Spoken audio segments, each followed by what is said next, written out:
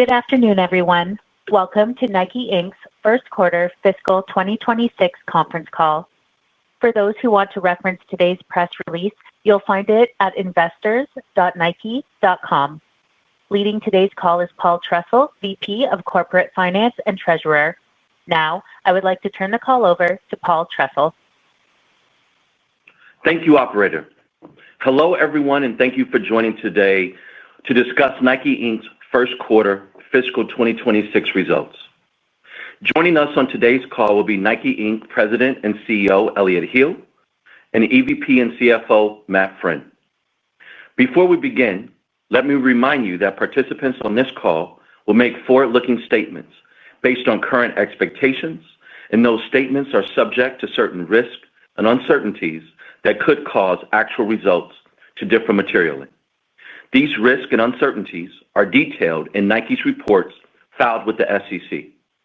In addition, participants may discuss non-GAAP financial measures and non-public financial and statistical information. Please refer to Nike's earnings press release or Nike's website, investors.nike.com, for comparable GAAP measures and quantitative reconciliations. All growth comparisons on the call today are presented on a year-over-year basis and are currency neutral unless otherwise noted. We will start with prepared remarks and then open the call for questions. We would like to allow as many of you to ask questions as possible in our allotted time, so we would appreciate you limiting your initial question to one. Thank you for your cooperation on this, and I'll now turn the call over to Nike Inc. President and CEO Elliott Hill. Thank you, Paul. It's great to be here with everyone today. Before we begin, I want to start with a thank you. I want to thank my Nike Inc. teammates around the world. Because of their passion, commitment, and determination, we made tangible progress from where we were 11 months ago, driven by our Win Now actions that focused our team on our culture, product, brand marketing, marketplace, and our ground game. This quarter, our Win Now actions drove momentum in the areas we prioritized first: running, North America, and wholesale partners. It showed that we're making the right choices. Consumers are responding. We're getting some wins under our belt. What you can't see in the results is the effort that I've seen in our stores, distribution centers, and offices around the world. Since my return, not a day has gone by that I haven't asked each of my teammates to commit themselves fully to building a better Nike. That takes a lot of work. And this quarter in particular, we asked even more from our teams as we realigned approximately 8,000 teammates to our sport offense, which I will explain shortly. It's a massive achievement for everyone involved. What I want this audience to know is that our teams also understand how much we still must do to meet our full potential. Because the truth is, Nike's journey back to greatness has only just begun. There is significant work ahead, especially in the areas of sportswear, Greater China, and Nike Direct. And as I said to the team, progress won't be perfectly linear, but the direction is. On our last call, I said it was time to turn the page. And I believe this quarter reflects the many ways we're doing just that. As you've heard me say, it's imperative to bring our entire organization closer to the athletes we serve. That's why the sport offense is going to be so critical to our success. This new formation and ways of working will align our three brands, Nike, Jordan, and Converse, into more nimble, focused teams by sport. We'll gain sharper insights to fuel innovation and storytelling and connect with the communities of each sport in more meaningful ways. Collectively, we'll have a better coordinated attack with each brand forming a distinct identity and delivering a clear attention to serve different consumers. In the marketplace, organizing by sport gives us a much clearer point of view to how House of Innovation in New York is a great example where we redesigned a retail experience by sport. I walked the floors in early September, and we're now able to take a consumer into a world of Jordan, a world of Nike running, or a world of Nike global football. It's an immersive sport experience, and the refresh has already led to double-digit revenue increases. That clarity works in small format doors as well. We recently redesigned our South Congress store in Austin to focus only on running and training, and sales have significantly increased. Ultimately, the Sport Offense will maximize Nike Inc.'s complete portfolio. It is designed to drive growth across all our dimensions. We believe the opportunity to serve so many athletes across sports with 3 distinct brands in retail channels at every price point is an advantage that no one else has in our industry. Now let's take a deeper look into where we're driving progress. Our running business gives us an early window into the kind of impact we expect out of the Sport Offense. Our running team moved fastest into our new formation and was the first to get sharper on the insights of their athletes. It turns out runners mostly want 3 things from their running shoes: big cushioning, stability, or an everyday shoe that returns energy. In response, we've moved with a sense of urgency and completely redesigned the Vomero, the Structure, and the Pegasus to solve for these 3 insights, integrating our industry-leading innovation platforms like Nike Air, Flyknit, ZoomX, and ReactX. Having a consistent structure of silos and price points allows us to introduce at least 1 new major running footwear style each season. Our running business continues to be a strong proof point of progress. We're getting back to delivering a relentless flow of innovation that serves real athlete needs, and we're pulling it all the way through the marketplace in consumer-friendly ways. The early results have been positive, with Nike Running growing over 20% this quarter.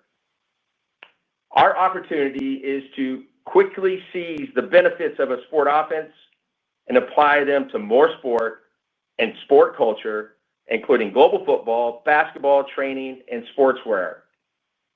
I will remind you that each sport is in a different stage of development.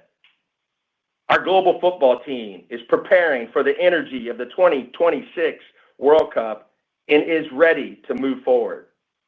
We will utilize the world's biggest sports stage to debut an exciting new apparel innovation platform that will later be leveraged across other sports. And we will connect with a younger consumer by launching several football streetwear collections. As we're doing in running, football boots are also fueled by 3 silos at multiple price points, addressing the needs of 3 different styles of play. This quarter, we relaunched the revamped Phantom 6 with great sell-through, and we'll follow that up with a new Tiempo in Q3 and a new Mercurial in Q4. And finally, we reset the football brand identity this quarter with our Scary Good campaign. From a football innovation and brand standpoint, we're ready to go. In the marketplace, we're moving quickly to improve our position to tell football innovation stories in more inspiring ways at point of sale. The longer-term vision is for the impact of the Sport Offense to be felt far beyond the traditional sports where we currently compete. We now have dedicated teams to bring our creativity to additional market opportunities. These are spaces for us to take design risks, to be innovative, and to be irreverent, which is so important to our brand's DNA. Nike ACG, for example, has brought an athletic, youthful approach to outdoor product for nearly 30 years. As more people stay active outdoors, we will invest in Nike ACG to address the opportunity. This quarter, we launched an elite ACG race team who have helped us make high-performance outdoor product. Together, we just revealed some exciting innovation: a breathable apparel innovation platform called Radical Air and a trail-tuned super shoe with the ACG Ultrafly. ACG professional racer Caleb Olson wore both innovations in his victory at the Western States 100 race, finishing with the second fastest time in the history of the race. Our new partnership with Skims is another opportunity to bring something unexpected to a new consumer. Nike's innovation expertise and Skims' dedication to inclusive apparel has the potential to create performance training product with a very different look. We debuted the product line last week with 58 silhouettes, and early consumer response was very strong. The opportunity exists to create more dimension around the most established sports as well. Look at this year's U.S. Open of Tennis as an example. Over the course of the 3-week tournament, we celebrated the wins and on-court looks of Alcaraz and Sabalenka. We designed custom dresses for Naomi's incredible comeback and for Sharapova's induction into the Tennis Hall of Fame. We excited sneaker fans with a retro launch of Agassi's Tech Challenge sneakers, and we brought it all together in New York's House of Innovation in an immersive tennis experience. In the past 10 months alone, as part of our Win Now actions, we've activated 12 sport takeover moments that connected the inspiring performances of our athletes and teams to commercial assortments in the marketplace. This quarter, that included the England women's national team winning the European Championship, Sinner's Wimbledon title, Scotty's Open Championship title, and Chelsea winning the Club World Cup. Sport and the world's greatest moments will always be Nike's runway, and only we can bring it all together across 3 brands, so many sports, performance, and lifestyle. This is Nike maximizing the full power of our portfolio. While the sports performance teams are finding a higher gear, our sportswear teams have work to do to get sharper on the consumers we're serving.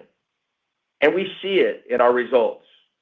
Our business continues to decline. Continuing to build a clear product construct in sportswear, as we're doing in our performance sports, remains a priority. We do have pockets of strength, especially in our deep vault of look of running footwear, but we are still in the process of putting our largest classic franchises into a healthier position for the Nike, Jordan, and Converse brands. Air Force 1 is stabilizing. Air Jordan 1 inventory levels are returning to health.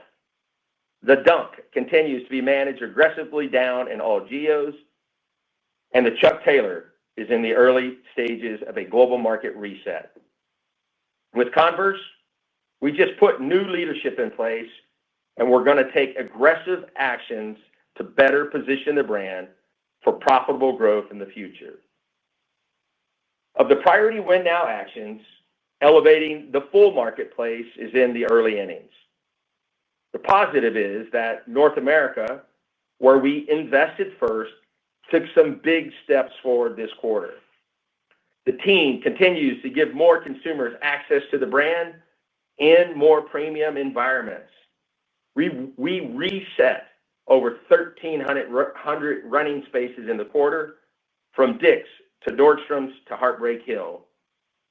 And we are also pleased with the launch of the Nike brand store on Amazon, where we are driving stronger engagement and sales than anticipated. While our North America teams are setting the tone, we're still far from our ultimate goal of elevating an integrated marketplace, digital and physical, wholesale and Nike Direct in all geographies. Greater China, as I mentioned on the last call, is facing structural challenges in the marketplace. Our business was down 10% for the quarter. Seasonal sell-through continues to underperform our plans, requiring larger investments to keep the marketplace clean. My leadership team and I were in China a few weeks ago. We traveled to 3 cities, spending time with our Greater China leadership team, consumers, and our partners. We are even more committed to the opportunity for growth in China. They are a nation that's passionate for the games of basketball and global football, and a nation that is embracing a healthy lifestyle through running and training. When we lead with exciting innovations like the Vomero 18 or the Jordan game shoe, or have athletes like Ja and LeBron visit key markets, we drive traffic and demand. It is even more clear that our path to winning in China is through sport. Our team is moving with urgency to develop consistent plans across all sports and refresh some of our retail environments into distinct sport experiences. With over 5,000 monobrand stores in China, this will take investment and it will take time. Globally, Nike Digital is still working to find solid ground. We made the strategic decision to become less reliant on classic franchises and pull back on our promotions for the long-term health of our brands and marketplaces in all geographies. Organic traffic has slowed. We are working to find the right assortment and marketing mix to consistently bring consumers back to our digital ecosystem. For a company our size, with 3 brands that serves consumers in nearly 190 countries, not all sports, channels, or countries will recover on the same timelines. I spent a lot of time reflecting on the last several months. What keeps me grounded is every time I return from a major sporting event, meeting with athletes, or being in the marketplace.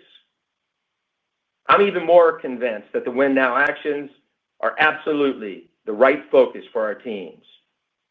With that said, we're also realistic that we are turning our business around in the face of a cautious consumer, tariff uncertainty, and teams that are still settling into the sport offense. We know we have a lot left to prove.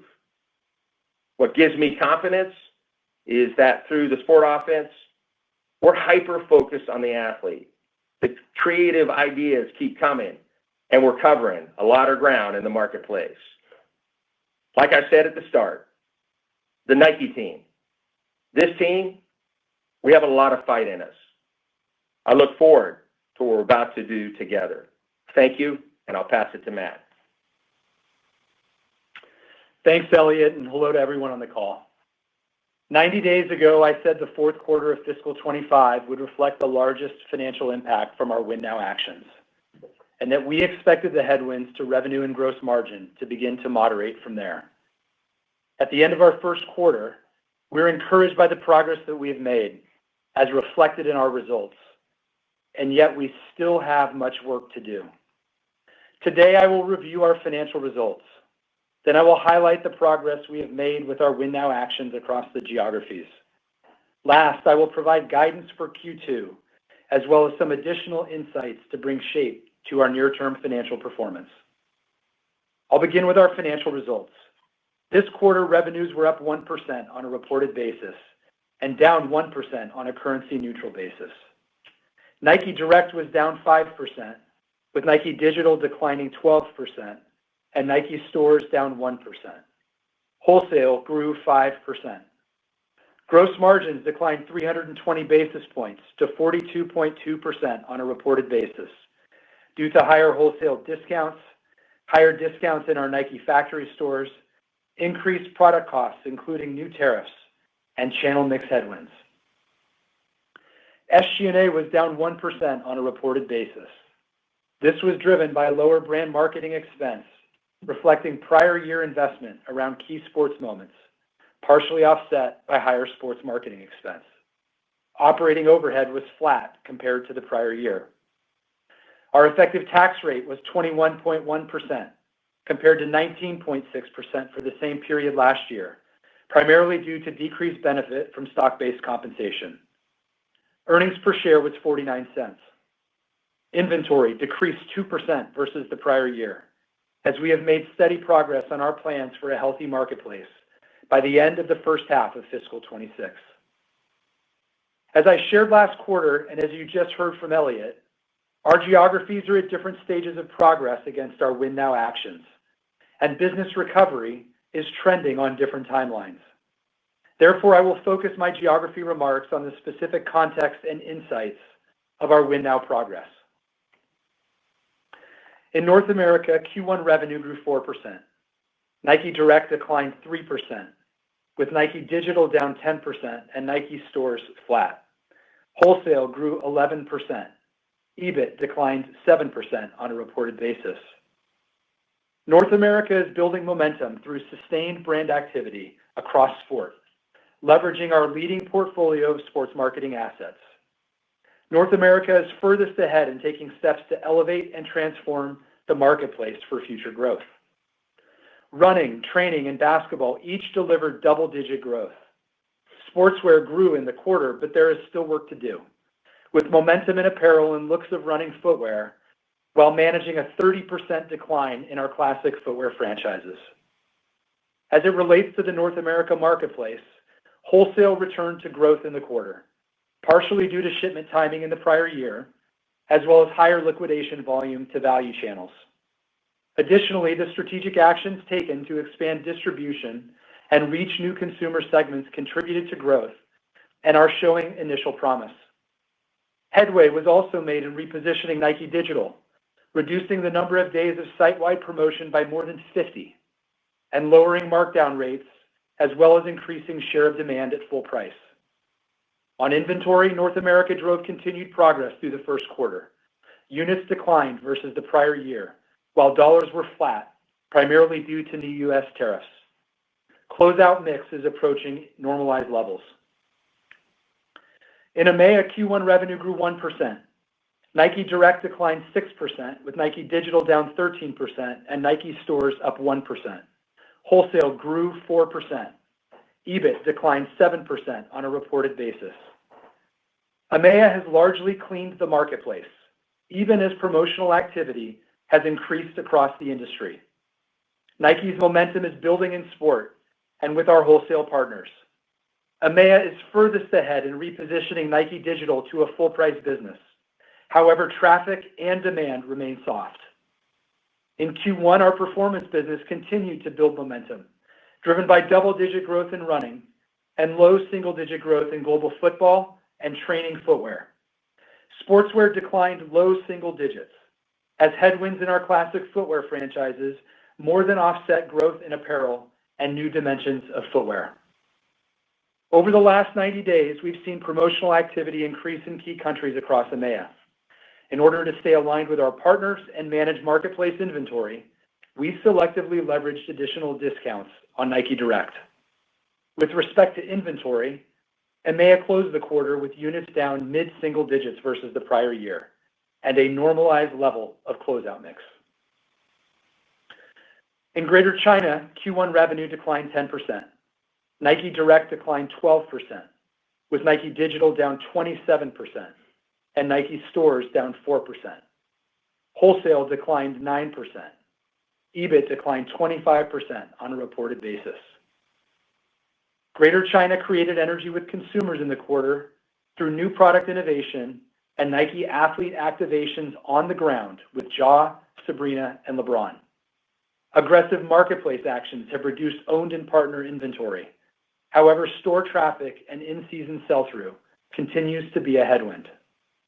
Running is a bright spot in China, growing high single digits in the quarter, with strong consumer response to new innovations such as the Peg Premium and the Vomero 18. In the marketplace, traffic declined versus the prior year in both Nike-owned and partner stores, resulting in lower in-season sell-through rates.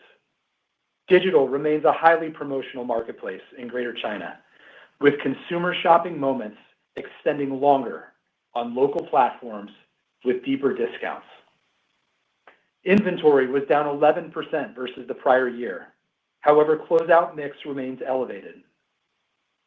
Our priority in Greater China is to improve seasonal sell-through trends by refreshing store concepts around sport, creating greater brand distinction at retail with more productive merchandising assortments, and reducing the mix of aged inventory with our partners. In APLA, Q1 revenue grew 1%. Nike Direct declined 6%, with Nike Digital down 8% and Nike Stores down 5%. Wholesale grew 6%. EBIT declined 13% on a reported basis. APLA continues to deliver mixed results across countries, with pockets of elevated inventory requiring higher levels of promotional activity and proactive management of supply in the marketplace. In the quarter, Performance Dimensions delivered strong growth, led by double-digit growth in running and high single-digit growth in training. This momentum was offset by low single-digit declines in our sportswear business. In the marketplace, Nike Digital delivered sequential improvement in markdown rates across all territories. Inventory across APLA grew high single digits this quarter, and so we are taking additional actions to rebalance inventory levels with retail sales trends in certain countries and tighten buys on Nike Direct. Next, I will spend a moment to provide an update on tariffs.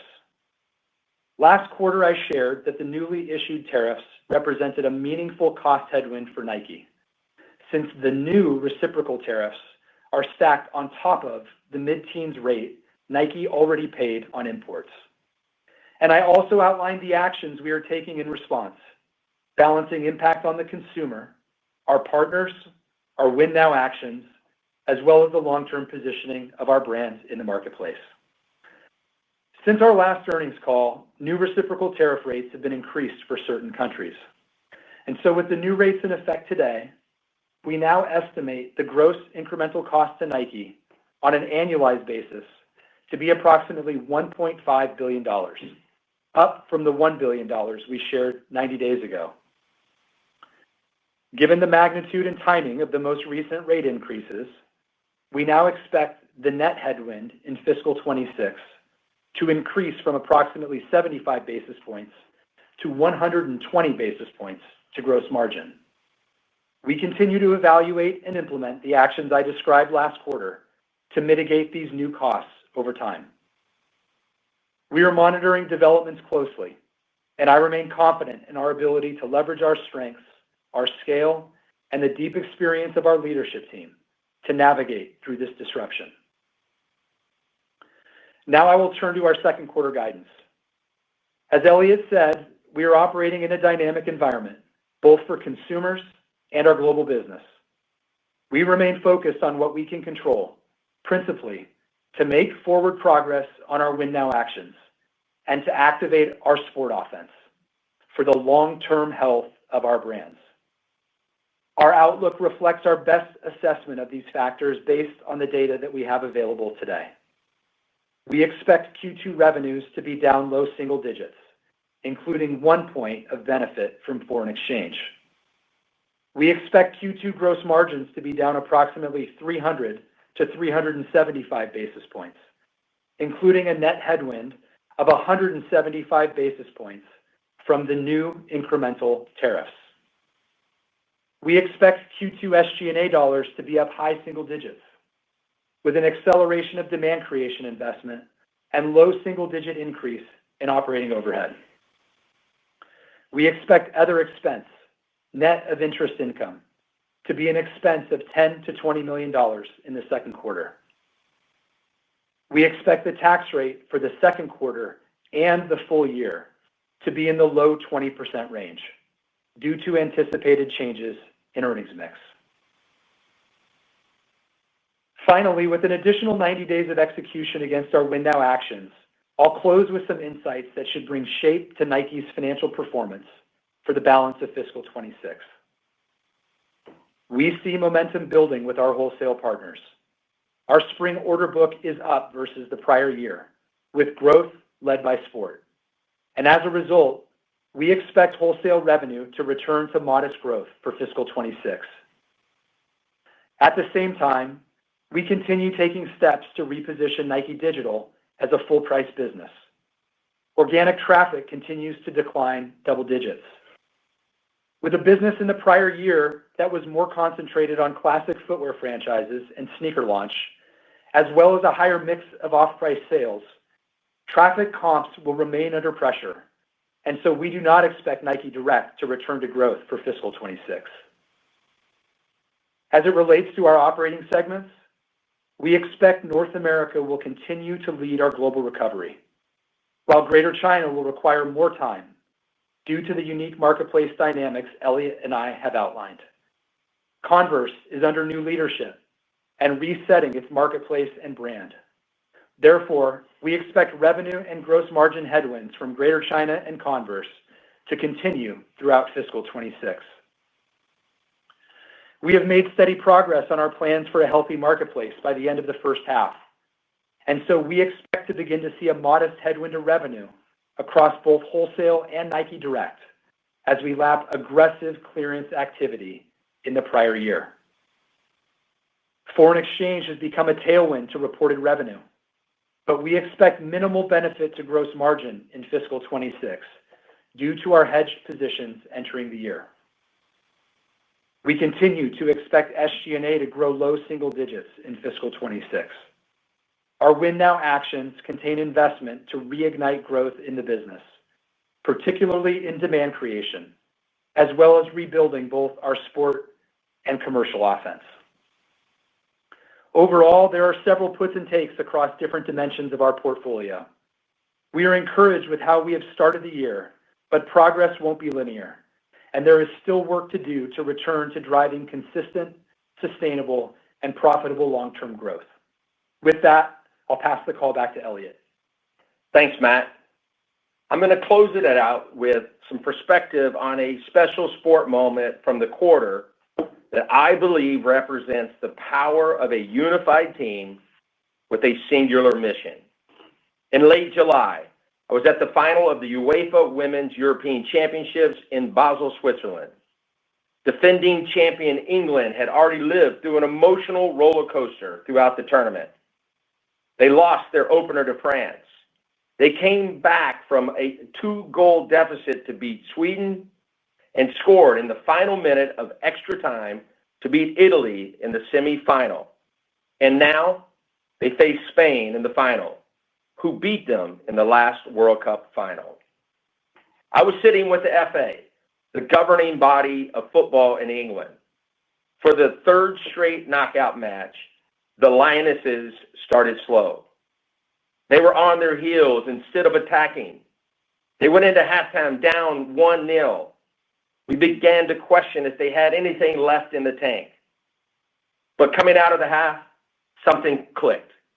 Coach Serena Wiegmann made the right substitutions, as she had all tournament. Chloe Kelly came off the bench and pace picked up instantly. Hannah Hampton made several key saves. Lauren Hemp was flying all over the pitch, and everyone contributed. England's pressure led to the equalizer in regulation, and after a draw in extra time, Chloe proved to be clutch one more time to score the winning penalty kick in the shootout. The crowd erupted. Her country erupted. And there they were, champions of Europe once again, delivering England's first major football trophy on foreign soil. The Nike London team took that insight and built a campaign around the importance of home that stretched from billboards to T-shirts to the airplane that brought them back to their awaiting fans. The national pride for the Lionesses was everywhere. Nike was right there with them. When I talk to my team about passion, commitment, and determination, we don't have to look much further than England. It's a group that embraces their roles, an experienced coaching staff who adapts in the moment, players who refuse to give up. I found out later that Lucy Bronze played the entire tournament with a fractured tibia. A fractured tibia. That's resilience. That is a team that knows what it takes to make a comeback. We were all inspired here at Nike, and you can be assured we're taking their lessons to heart. We're unified under the sport offense, and we're clear on what it will take to win and on the size of the prize ahead. With that, I'll open it up to questions. Thank you. If you would like to ask a question, please press star 1 on your telephone keypad. If you are in the queue and would like to withdraw your question, simply press star 1 again. Please ensure that your phone is not on mute when called upon. As a reminder, we ask that you please limit yourself to 1 question. Thank you.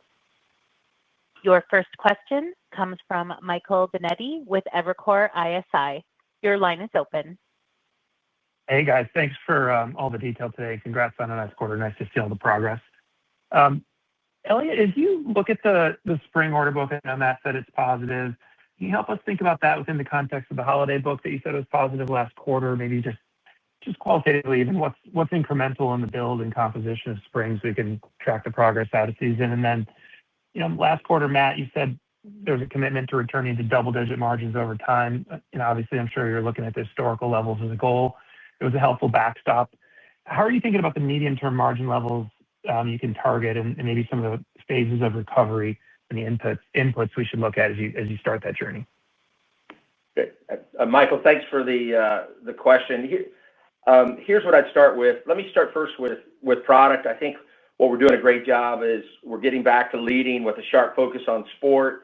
We're making certain we leverage the entire portfolio, and you can see that whether how we're approaching performance and sportswear.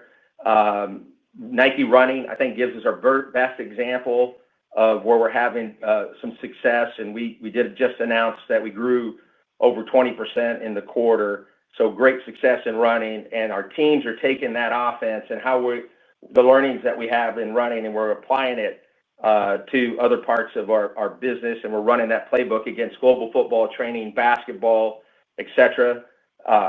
We do have work still to do in sportswear, but I think the team is getting much sharper on the consumers that we're serving there. And so I'm really excited and encouraged by the work that we've done around the product.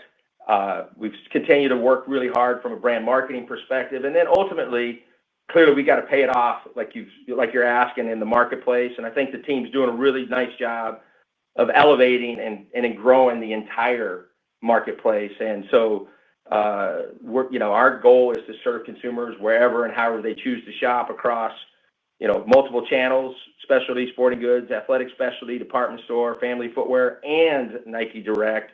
And I think, again, the teams are seeing the power of running the complete offense across the entire marketplace. And North America, again, is our best example where we've seen growth there. Overall, our partners are gaining trust in us, and it shows. Our spring order book is up year over year. So excited with the progress that we're making from a product perspective, a marketing and positioning perspective, and then how we're paying it off in a more thoughtful and integrated marketplace. Hey, Michael, I would just add that the other dimension we provided last quarter is that North America, EMEA, and APLA order book is offsetting the headwinds that we have in Greater China, and we continue to see that trend carry through into the spring order book as well. As it relates to our margins, the way I think about it is that fiscal year 26, our margins and the pressure on our margins are really reflective of 3 dynamics. We've got short-term product and channel mix headwinds. We've got the transitory impact from our Win Now actions, and we've got the newly implemented tariffs and the impact that that's having on our business in fiscal year 26. Given the progress that we're making, the steady progress on exiting the first half with a healthy marketplace, we do expect the benefit from less inventory clearance to start to take shape in our margins in the second half of this year. But I would say that our outlook for margins for 26 overall have moderated, and that's because of the new tariff rates and the impact that has on our business this fiscal 26 before all of the actions that we're taking are able to annualize, as well as some of the headwinds that I referenced related to the timeline to return to profitable growth in Greater China and Converse. As I look longer term, I think that we continue to believe that double-digit margins are something that are achievable. We look no further than our history, different size of business, different mix of business, different shape of business, different geography mix, different product mix. I think we're getting clear on what the path to getting back to double-digit margins looks like. It starts with reigniting organic growth. It requires us to see significant improvement in the full-price mix of our business, which the Win Now actions that we're putting into place are setting us on stronger footing to do. Lastly, as we return to organic growth, we will drive operating leverage on our supply chain costs, on our retail overhead, and on our general operating overhead. While the new tariffs are creating near-term pressure on our margins, we have outlined the actions that we're taking there to address it over time. While it's going to take us a little bit of time, we're confident that the Win Now strategy actions are the right things to move us in this direction. The next question comes from Piral Dadhania with RBC. Your line is open. Okay, thank you very much for taking my question. Apologies if there's any background noise.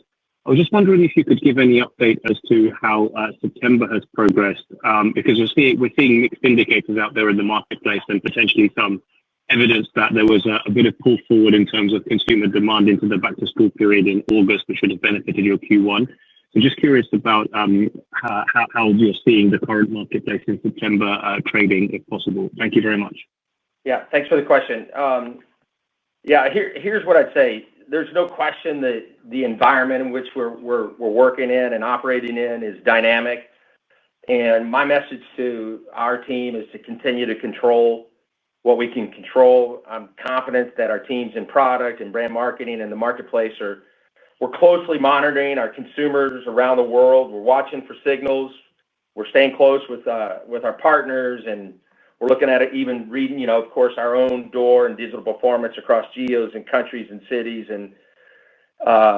It is dynamic, and I just keep telling the team, remain focused on inspiring through sport, because when we do line up innovative product and emotional storytelling across the integrated marketplace, consumers respond. I mean, there's some great examples this quarter, even into September. When we did the launch around running Vomero and the Vomero Plus, we had good sell-throughs. The work we did around the U.S. Open and on the ground and emotional storytelling, we had good sell-through.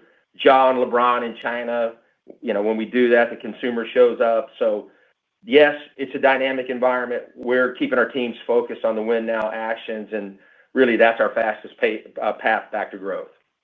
And to hit on the timing element, you mentioned pull forwards. I guess what I'd say is that our performance in the first quarter didn't have anything to do with pull forwards. I referenced wholesale growth in North America. Wholesale was up 11%.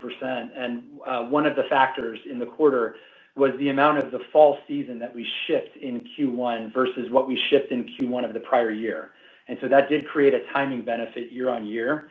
As we look ahead to Q2, we guided revenue down low single digits.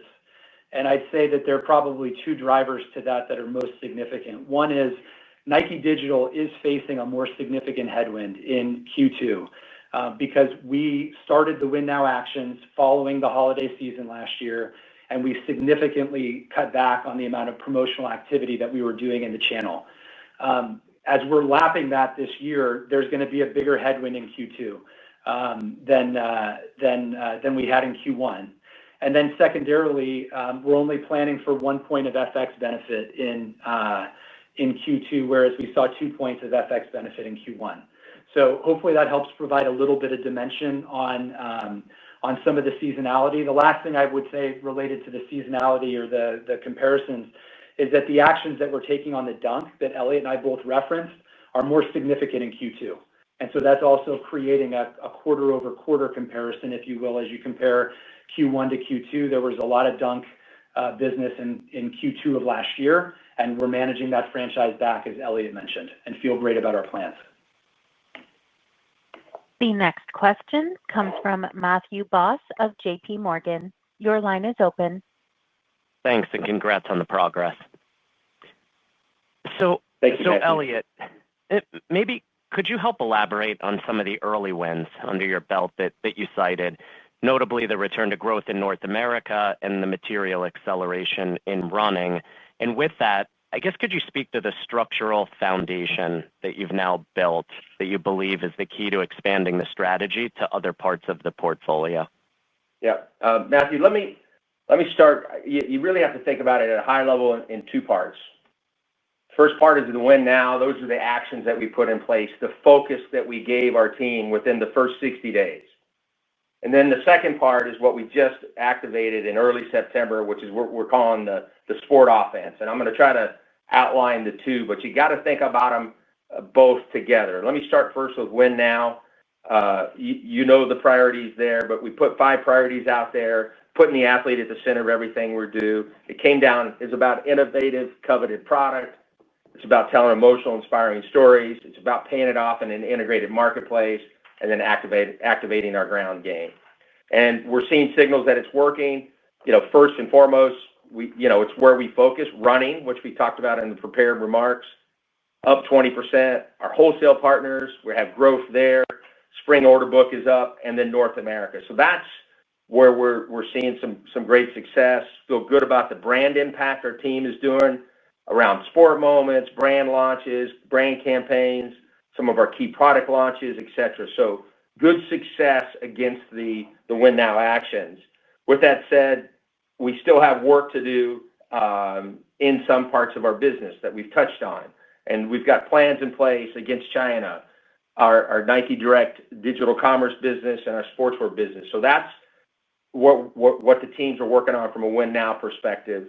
When you think about the sport offense, and this is rather than us being organized by men's, women, kids, we flipped the entire organization in early September to be aligned on the product creation side and the brand marketing side by brand and by sport, and by country and account, wholesale and direct, digital and physical. And the whole idea is that those small cross-functional teams gain the insights from the athletes or the consumers that they serve in each segment, and then that will help us drive make us more competitive and have stronger consumer connectivity.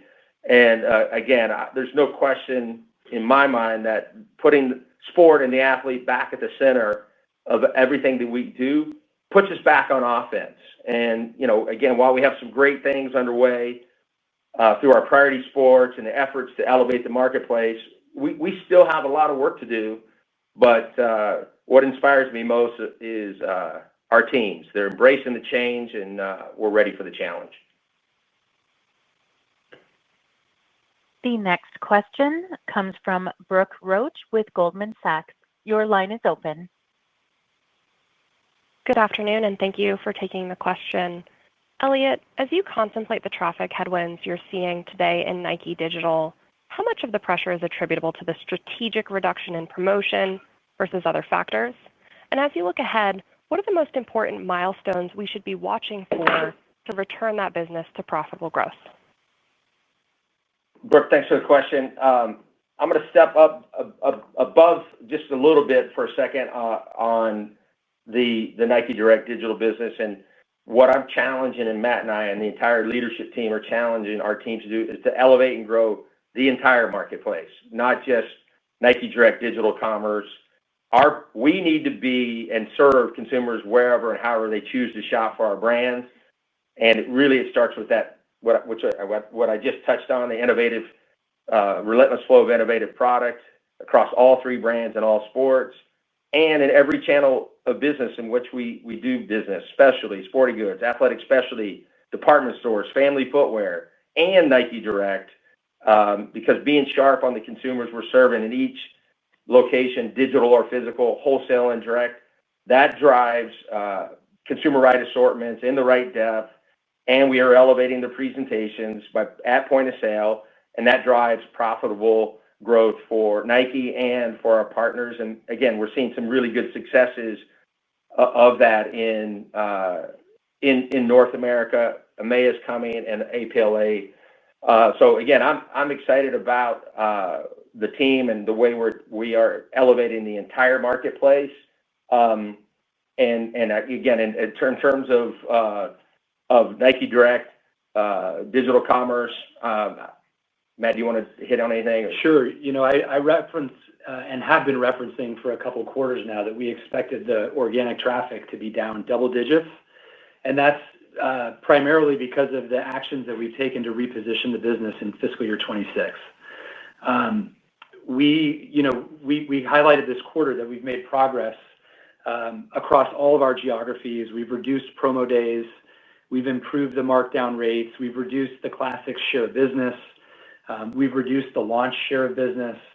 And we've pulled back on paid media as it was largely driving bottom of funnel traffic to our platforms. EMEA and North America started first, Brooke, and they're the furthest ahead. APLA is making progress, and Elliot and I both referenced that Greater China marketplace is structurally different. And so the dynamics there are different from a digital perspective. I think that, the progress that we're making is real. And I think one of the ways that you can measure that progress is looking at the momentum we're actually building with our wholesale partners. Because we needed to reposition digital alongside our partners and stop competing with our partners in order to be able to start building momentum on wholesale. And we're starting to see the early indicators and the early signals of that success alongside a strong product pipeline. So, it's going to take us more time, as we both highlighted. We don't expect direct to return to growth in this fiscal year, but we do believe that direct should be a healthy part of our business in the future, and it should be a more profitable part of our business in the future as we reposition it. The next question comes from Lorraine Hutchinson of Bank of America. Your line is open. Thank you. Good afternoon. I wanted to see if you could focus on China for a minute. Can you talk about the strategies that you're using to turn the digital business, and then also the cost and timeline of the store refresh? Yeah. Lorraine, thanks for the question. Let me start maybe a little bit bigger picture on China really quickly. We believe in the long-term opportunity in China. And I said it in my prepared remarks. It starts with us leading with sport. We see that sport continues to grow. It's a tailwind in that country, and we think it'll unlock further growth. We were just there, Matt and I and the leadership team, and we left with an even stronger belief in the future of the market. And we're confident that the win now actions that we're putting in place will help us return the market over time back to growth. But as Matt said, this year we've got some work to do. You've already touched on it, that there are structural differences in the marketplace, and that's why really China's on a different timeline. But here's how we think about winning in that marketplace. When we lead with sport and starting with innovative product, running, training, basketball, especially outdoor basketball and football, and when we supplement that assortment with our Geo Express lane, which is our local for local product, we are seeing good results there. When we tell better stories, not only utilizing our global assets, but our local athletes, that also is paying dividends. And we're elevating the overall marketplace. As you pointed out, the digital marketplace is promotional, those big consumer moments, 11/11, et cetera. And we're working to find the right path forward for our digital business. The physical marketplace is a mono brand. We're testing and resetting new consumer concepts, but we've got to be stronger operationally in those physical doors with the right assortments and the right depth, stronger presentation and service, and that's how we're going to get back to driving sell-through. And again, as I touched on, when we do it right, it does resonate. We had some really good successes in running this quarter, and then some basketball successes around Ja and LeBron. So overall, we're definitely in a bit of a turnaround, but Matt and I have been actively involved in some of those turnarounds before. Our teams are focused, moving with urgency. They're taking the right actions to clean up the marketplace, elevating overall mono brand and digital, and we've got quarter-by-quarter plans in place to elevate the overall integrated marketplace. And on cost and timeline, Lorraine, I would just say that we've made some significant investments in the China marketplace over the last 3 quarters in order to clean up inventory and set the business up for a foundation of success. When I look at our inventory being down, Nike's inventory being down 11% versus the prior year, I think we're seeing the fruit of that, and we feel good about where marketplace inventory levels are as well. The challenge is what Elliott highlighted, which is that while we can invest to keep the marketplace clean and healthy, it's an expensive operating model if sell-throughs don't improve to the levels that we need to see on a season in and season out basis. And so all of the actions that Elliott referenced are really our focus on trying to improve sell-through to create brand distinction in that marketplace, which will result in or should result in greater profitability. But in the near term, we think it's going to take time. And so that's why we believe that China will continue to be a headwind on the top line and on margin for the balance of fiscal year 26. Last quarter, we referenced a few pilots that we were working on and that our teams were working on. And we had a chance to see them when we were in China a few weeks ago. We're actually encouraged by the progress that the teams are making on these initial store pilots. But there's a little bit more work that needs to be done because while they're outperforming the broader fleet, we'd like to see them do a little better before we start to scale with our partners. And we've got great relationships with our partners in that marketplace. And so we're confident that once we get these pilots performing the way that we want to, both we and our partners are prepared to invest to turn the business in the direction that we want to head. The next question comes from John Kernan with TD Cowen. Your line is open. Thank you. Good afternoon, and congrats on the momentum with the turnaround. Matt, inventory down 2% on the balance sheet, which I think would imply units down even further. How would you characterize inventory in the wholesale channel and the timing of when wholesale discounts, which I think have been a pretty sizable headwind on gross margin, when will they begin to fade? John, I'd say that we feel really good about where we landed on inventory this quarter. Units were down in North America, EMEA, and in Greater China. We did see an increase in units in APLA, and that's the area where we're going to focus. But we're pleased with the progress that we've made and the actions that we put into place to exit Q2 and enter the second half in a healthy position. I think that we would expect, or we do expect that we should start to see some gross margin benefit in the second half from lapping these aggressive actions.